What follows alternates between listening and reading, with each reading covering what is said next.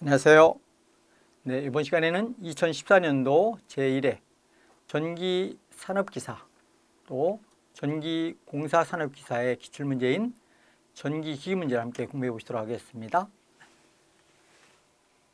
2014년도 1회 전기산업기사, 전기공사산업기사의 기출문제입니다. 상과목 전기기기 문제입니다. 문제 41번부터 보시겠습니다. 전기기기는 제3과목이기 때문에 41번부터 시작되게 되어 있습니다. 문제 41번 60Hz 12극의 동기전동기 회전자계의 주변속도는 그렇습니다. 단 회전자계의 극간격이 1m이다. 그렇네요. 동기전동기는 회전 계좌형을 쓰고 있죠. 동기발전기와 마찬가지로 회전하는 것이 계좌입니다. 그럼 그 회전 계좌의 주변 속도는 어떻게 되는가 하는 문제입니다. 자, 주어진 조건에서 회전자를 보시면은 이게 회전자인데요.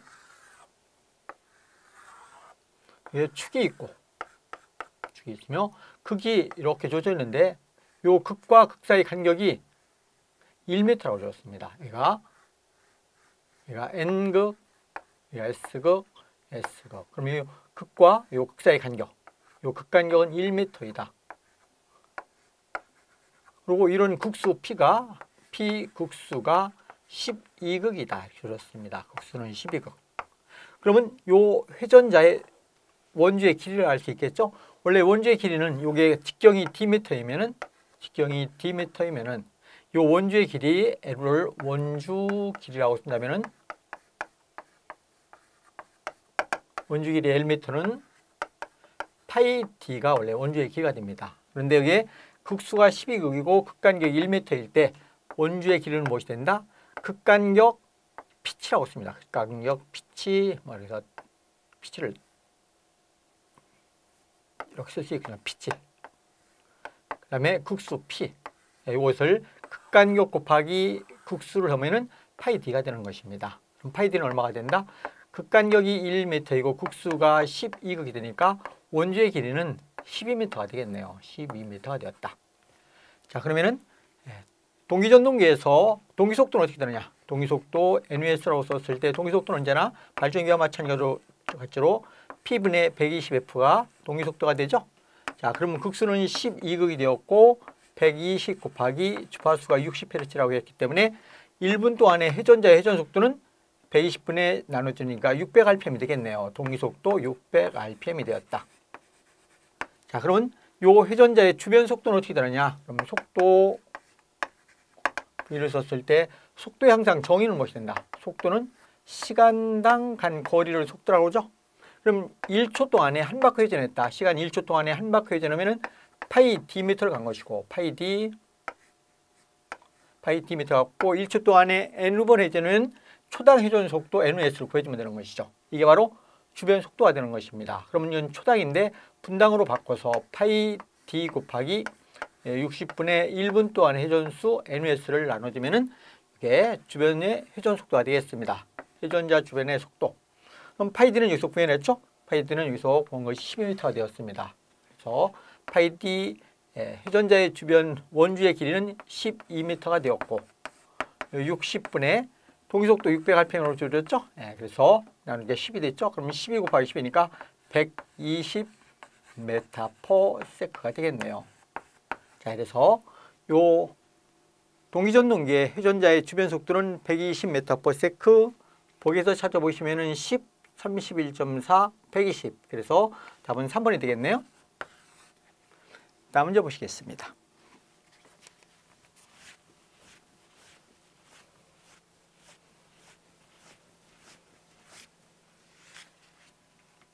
문제 42번 보십니다.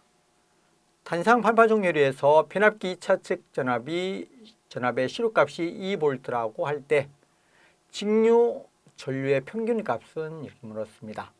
단 정류기의 전압 강하는 2V이고 부하 저항은 R호입니다. 줄였네요. 자, 직류 전류의 평균 값 또는 부하 전류라고 하죠. 단상 판파종 요리의 그림을 보면 이렇게 되어 있는 것이 단상 판파종류의 등가위라고 볼 수 있습니다. 이렇게 변압기가 있고 변압기 2차 측에 네, 정유기를 하나 설치했습니다. 저항은 부하의 저항이죠. 여기 이 변압기 2차 측에 교류전압의 시료값이 2V라 이렇게 줘졌죠. 이게 정유기가 주어졌는데 이 정유기의 전압 강하는 2V라. 예, 여기서 전류 흐르면 전압 강화 생기는데 전압 강화 2V라. 자, 이럴 때 여기 부하 저항이 R옴이라 한다면은 요 부하에 흐르는 전류 I는 얼마이냐? 요 부하 전류 I 값을 구하라는 얘기입니다. 즉, 요게 부하에 흐르는 전류는 정유이기 때문에 직류 전류에서 IT가 되겠죠. 그래서 직류 전류의 평균값을 구하기 위해서는 먼저 요 직류 전압을 먼저 구해야 됩니다. 직류 전압. 이 다이렉트에서 직류 전압의 평균값을 얘기하는 것입니다. 그럼 요게 나오는 전압이거든요. 요게 이 부하 양단에 나오는 직류 전압의 평균값을 ED라고 썼을 때 단상 반파 종류일 때 직류 전압의 평균값은 얼마이다? 이것은 파이분의 루트 2 곱하기 A가 되겠습니다. 자, 이런 전압이 발생되는데 여기에 전압 강화가 발생되게 되면은 요게 요 전압에서 뭘 빼줘야 됩니까? 전압 강화를 빼줘야 되겠죠? 그래서 정유기의 전압 강화 2V라고 주어지면 이것은 주어지면 빼주고 이것은 아주 작은 값이기 때문에 무시하는 경우가 많습니다. 이게 주어졌으니까 이를 빼주면 이게 출력 전압의 평균값 볼트가 되겠습니다. 자, 따라서 여기에 부하에 흐르는 직류 전류의 평균값은 어떻게 되느냐? 직류 전류 평균값 ID를 구하라는 문제이죠. 그럼 이 D는 요의 부하의 저항으로 ED를 나눠주면 되겠죠. 그래서 ED는 무엇이냐? 부하의 저항 R로서 요 전압 ED를 나눠주면은 직류 전류의 평균값이 되겠습니다. 이 값은 얼마가 되겠습니까? 그냥 나눠주면 되겠죠. 네. 그냥 파이분의 루트 2 곱하기 2 마이너스 2V를 해서 요 값을 뭐로 나눠줘야 됩니까? 저항 R로 나눠주면 되겠죠. 저항 R로 나눠주려면 이게 직류 전류의 평균값 암페어가 되겠습니다. 자, 답은 여기를 찾으시면 되겠습니다. 보기에서 찾아보실까요?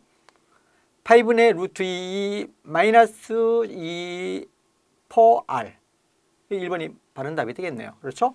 네, 이게 바른 답이 되어서 답은 1번이 되겠습니다. 단상 반파 종류일 때 직류 전압 꼭 기억하시고 여기서 전압 강화가 주어지면 전압 강화는 빼주고 안 주어지면 무시하면 되는 것입니다. 항상 직류 전류의 평균값을 구한다면은 직류 전압을 평균값을 부하의 저항으로 나눠주면 되겠죠? 자, 그래서 답은 1번이 되었습니다. 다음 문제 보시겠습니다.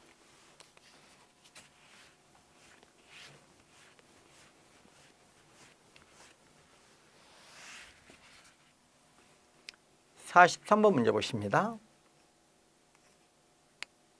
브러쉬 홀더는 브러쉬의 정유자면에 적당한 위치에서 스프링에 의해서 항상 일정한 압력으로 정유자면에 접촉하여야 한다. 가장 적당한 압력은 이렇게 물었네요. 이런 얘기죠. 이게 직류 발전기 전동기에 이게 정유자가 되는 것입니다. 이렇게 쭉 정유자가 되어 있죠. 요 정유자와 접촉하여서 회전부로부터 전기를 인출해내는 부분이 무엇이 된다? 브러쉬가 되겠습니다. 브러쉬. 예를 들어서 이렇게 C방향으로 회전한다. 이럴 때 브러쉬를 연결해 주는데 브러쉬를 여기다 연결해 줍니다. 브러쉬는 이런 방향으로 연결해 주죠. 이렇게 해서 브러쉬를 이렇게 회전 방향과 이렇게 경사지게해서 힘을 밀어주거든요. 이 브러쉬의 이 가하는 압력을 묻는 것입니다. 브러쉬의 압력은 얼마 정도를 가야 되냐? 브러쉬의 압력. 요 브러쉬의 압력은 대략적으로 어느 정도가 되냐면 압력 필요해서 압력 값은 0.15에서 0.25 kg이 걸립니다. kg 어디당? 단위 센티미터당 단위 면적인데 면적은 단위 센티미터당 이렇게 0.12에서 0.25km에 이렇게 압력을 스프링에 의해서 압력을 가해주게 되어 있습니다. 회전할 때 그래서 여기를 전기를 인출하는 부분을 우리는 브러쉬라고 쓰죠. 브러쉬. 자, 그래서 브러쉬에 가해주는 압력은 0.12에서 약 0.25 kg/cm. 그럼 보기에서 찾아보시면은 0.01 너무 작죠. 0.5 이것은 너무 크네요. 야, 3번 있네요. 0.15에서 약 0.25 kg/cm 정도의 압력을 가해주게 되어 있습니다. 자, 이런 것을 브러쉬에 간 적당한 압력이라 보시면 되겠죠. 그래서 보기에서 답을 찾으시면 3번이 답이 되겠습니다. 다음 문제 보시겠습니다.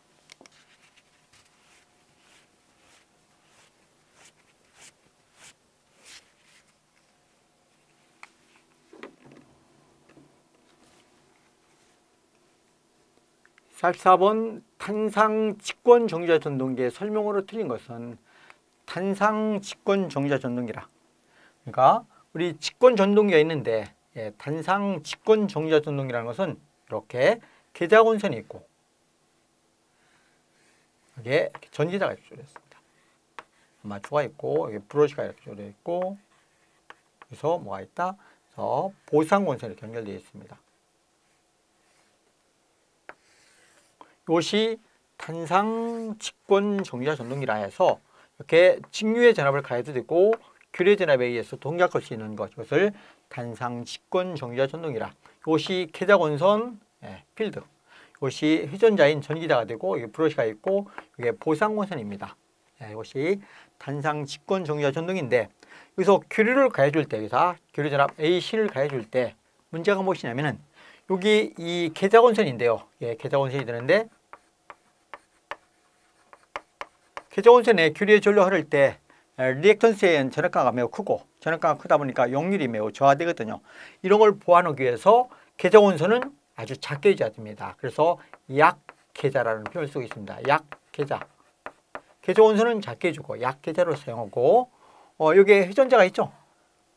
그럼 계자가 약하니까 토르크가 작아지거든요. 그럼 토르크를 증대시키기 위해서 전기자는 강전기자로 해야 됩니다. 전기자가 되는데 전기자는 강전기자라. 그러니까 전기자 곤선은 좀 많이 감습니다. 그럼 전기자 곤선을 많이 감으니까 뭐가 생깁니까? 전기자 반작용이 생기죠. 전기자 반작용이 생기기 때문에 여기에 보상곤선을 설치하는 것입니다. 보상곤선을 설치한다. 보상곤선을 설치하게 되어 있고 원래는 또 대용량일 때는 정류를 개선하기 위해서 보국도 설치합니다. 그리고 여기에 이 전기자 곤선에서 이제 리액턴스에 의한 전압과 변압기 기전력이라는 것이 생깁니다. 변압기 기전력이라는 것은 여기에 회전하면서 자속을 절단하기 때문에 이 T에서 변압기 기전력은 4.44 F 건수 NU 파이 해서 이러한 기전력이 나오거든요. 이런 기전력이 발생되는데 이걸 변압기 기전력이라고 쓰는데 변압기 기전력이 인덕턴스에 의한 기전력과 합해주면 큰 기전력이 발생되거든요.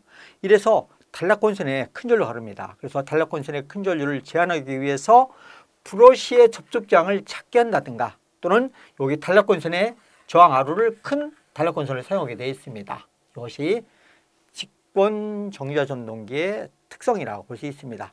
이 직권 정지자 전동기는 일반적으로 우리 가정용 재봉틀이라든가 또는 믹서기 또는 소형 공구에 사용되는 그런 모터들이 전부 다 이 직권 정지자 전동기를 많이 사용하고 있습니다. 물론 거기에 치과의 의료용 치과 기기도 이 직권 정지자 전동기를 쓰며 소형량에서 소형일 때 이렇게 쓰고요. 대용량일 때는 우리 전기 철도에도 쓰는 그런 약 100kW 이상짜리의 대형 직권 정지자 전동기들이 있습니다.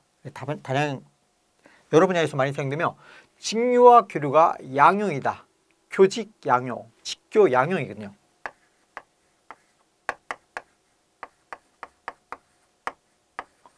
직교 양용이다, 교직 양용이다 이렇게 얘기하거든요. 그래서 직교 양용이기 때문에 무엇을 한다?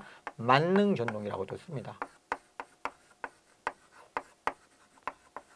그래서 소형과 대용량에 함께 사용된다 이렇게 보시면 되겠죠. 자, 특성들 한번 보실까요? 1번 계자곤선의 리액턴스 강화 때문에 계자곤수를 적게 한다. 맞죠? 여기에 계자곤선에 곤선이 많아지면은 리액턴스에 의한 전압가가 많이 발생되고 역률도 나빠지기 때문에 얘는 작게 약계자로 쓰는 것이죠. 맞고 토크 증가시키기 위해서 전기자 곤선을 많게 한다. 계자곤선도 작고 전기자 곤선도 작으면은 토크가 작아지거든요. 그래서 토크를 크게 해주기 위해서는 뭘 해줘야 된다? 전기자 곤선을 크게 해줘야 됩니다. 그러면 강전기자가 되는데 그러면 전기자가 커지고 전기자 도체수도 많아지고 전기자 편수도 많아져서 기계치수가 약간 회전자가 커지게 되는 것입니다. 전기자가 커지더라 그렇게 알아두시죠. 그래서 전기자 곤선은 많다. 전기자 반작용을 감소하기 위해서 보상곤선을 설치한다. 전기자 혼선을 많이 감았기 때문에 강전기자에 의해서 전기자 반작용이 생기기 때문에 보상 혼선을 설치해야 되는 것입니다. 맞죠? 그럼 다 맞네요. 4번이 그럼 잘못됐겠네요.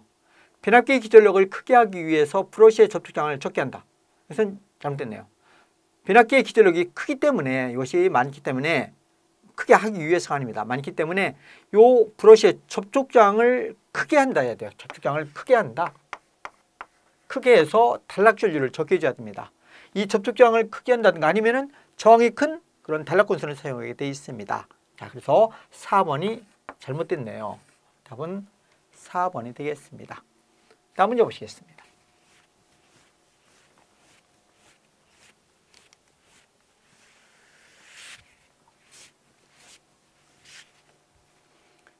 문제 45번 보시겠습니다. 삼상 유도전동기 원선도 작성 시 필요치 않은 시험은 이렇네요. 삼상 유도전동기의 원선도, 일명 하일랜드 원선도라고 하거든요. 그 하일랜드 원선도를 작동하기 위해서 필요한 시험은 무엇이냐? 원선도 작동 시, 작성 시에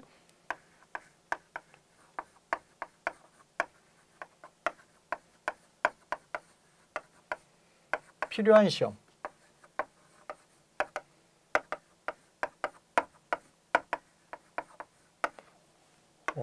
유도전동기 원선도를 작성할 때 필요한 시험은 변압기의 등가회로를 산출할 때 필요한 세 가지 시험이 있었죠. 변압기의 등가회로를 작성할 때 필요한 시험에는 무부하 시험, 단락 시험, 권선의 저항 시험이었습니다. 똑같습니다. 유도전동기의 원선도를 작성하기 위해서 필요한 시험은 무부하 시험을 해야 되고, 무부하 시험. 항상 무부하 시험을 하게 되면 무엇을 얻어낼 수 있다? 무부하 시험을 함으로써 무부하선인 철선과 여자 어드미턴스, 여자 전류 이런 것을 산출할 수 있는 것이 바로 무부하 시험이 되겠습니다. 무부하 시험을 하고 두 번째는 단락 시험을 해야 되는데 유도전동기는 회전자 아닙니까? 그러면 회전자를 구속하는 것이 변압기의 단락 시험과 동일한 시험이 되겠습니다. 그래서 단락 시험과 대응되는 것이 무엇이다? 회전자를 구속했다 해서 구속 시험이 나오는 것입니다. 이 구속 시험은 무엇이다?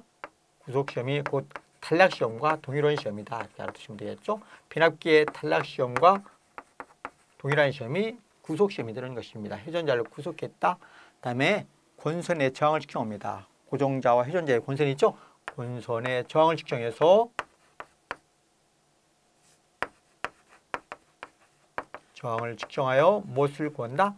원선도를 작성합니다. 원선도라는 것은 반원과 직선들이 나오거든요. 그래갖고 유도전동기의 모든 특성을 단적으로 나타내는 그 그림이 원선도입니다. 하일랜드 원선도라고 쓰거든요. 그래서 유도전동기의 특성을 나타내는 원선도를 작성하기 위해서 필요한 시험은 무부하 시험, 구속 시험, 권선의 저항을 측정하는 것이다. 이렇게 이해하시죠?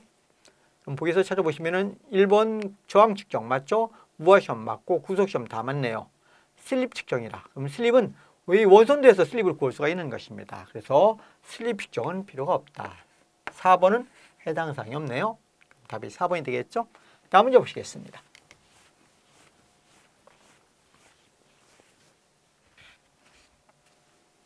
자, 46번. 변압기의 임피던스 와트와 임피던스 전압을 구하는 시험은 물었습니다. 변압기의 임피던스 전압과 임피던스 와트를 구하는 시험은 단락 시험에서 구하는 것입니다. 임피던스 전압 VS라는 것이 변압기 2차측을 단락하고 단락 전류가 정격 전류와 같은 값을 가질 때의 1차측에 공급하는 전압입니다. 그래서 단락 시험에서만 임피던스 전압을 볼 수 있는데 임피던스 전압은 무엇이 된다? 정격 전류에 의한 변압기 내의 전압 강화를 임피던스 전압이라 해서 아주 작은 전압이 됩니다. 하나의 변압기 내의 전압 강화를 임피던스 전압. 임피던스 와트는 단락 시험에서 입력 임피던스 전압을 인가해 줄 때, 공급해 줄 때의 입력입니다. 그 입력이 무엇이 된다? 곧 임피던스 와트라고 쓰는데 임피던스 와트는 곧 무엇이 된다? 변압기의 동선과 같습니다. 그래서 요 임피던스 전압과 임피던스 와트를 산출하기 위해서 필요한 시험은 무엇이 된다? 그것이 단락 시험을 해야 되는 것입니다. 변압기에서 단락 시험을 하면은 임피던스 전압과 임피던스 와트를 구할 수 있다. 충격전압 시험은 일반적으로 절연 내력 시험을 하는 것이 충격전압 시험이고 부하 시험은 일반적으로 부하는 온도 추정할 때 부하 시험을 하는 것이고, 무부하 시험에는 이런 무부하 여자 어드미턴스라든가 무효 전력이라든가 뭐 무부하 손실이라든가 이런 무부하 전류를 구할 때 필요한 것이 무부하 시험이 되겠습니다. 무부하 시험에는 아까 좀 전에 보신 여자 어드미턴스라든가 여자 전류라든가 무부하선, 철순도를 산출할 때 필요한 시험이 무부하 시험이 되겠죠. 임피던스나 아까 임피던스 와트를 구할 때는 단락 시험을 해야 된다. 그래서 답은 4번 단락 시험이 되겠습니다. 다음 문제 보시겠습니다.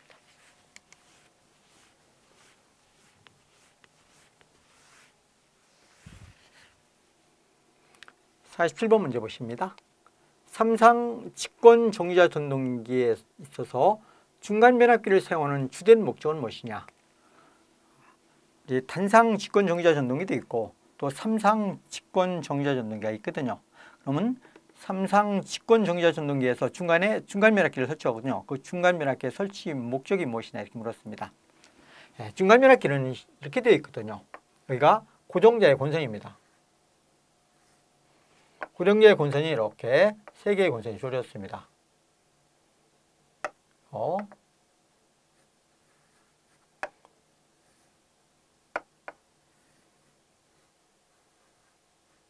이렇게 해서 여기서 변압기가 이렇게 중간에 변압기가 설치되어 있습니다.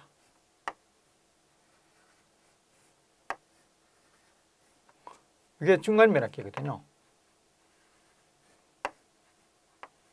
중간 변압기의 위치를 보면 여기에 있는 게 중간 변압기입니다. 이게 전기자 아마추어가 있거든요. 아마추어, 그래서 브러쉬가 이렇게 연결되어 있습니다.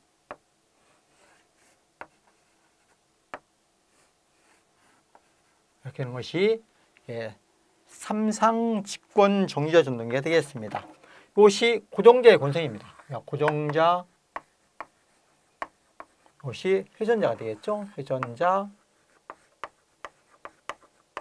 이것이 중간 변압기가 되는 것입니다. 중간에 있는 고정자와 회전자 사이에 있는 이 변압기를 중간 변압기라.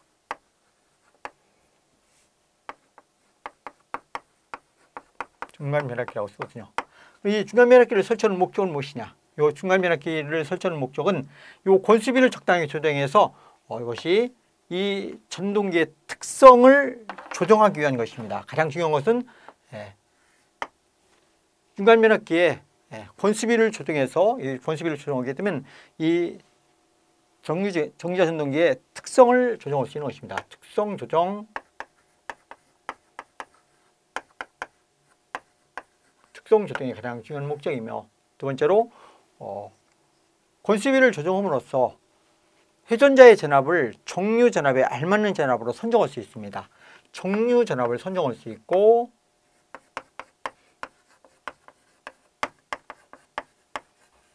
세 번째로 이 직권 정지자 전동기는 직권 전동기와 유사한 특성을 갖고 있기 때문에 경부하 시에 위험 속도에 도달할 수 있습니다. 그에 과속이 되는 것을 제한할 수 있습니다.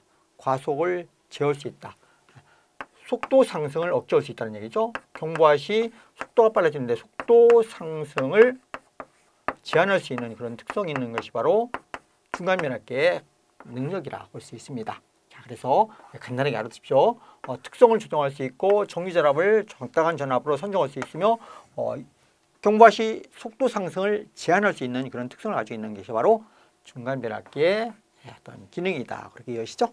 보기를 찾아보실까요? 역회전의 방지를 위해서다. 아니죠? 역회전을 하기 위해서다. 아니죠? 권수비를 바꾸어서 전동기의 특성을 조정하기 위해서이다. 그렇죠? 권수비를 바꿔주면 전동기의 특성을 조정하기 위한 것이다. 권수비를 변환시켜서 이 정지자 전동기의 특성을 조정하는 것이 바로 중간 변압기의 목적이다. 그래서 답은 3번이 바른 답이 되겠네요. 분권 특성을 얻기 위해서다. 이것도 해당 사항이 없죠. 분권이 아니고 직권 특성이 있거든요. 그래서 분권 특성을 얻기 위한 것은 아닙니다. 자, 그래서 답은 3번이 답이 되었습니다. 다음 문제 보시겠습니다.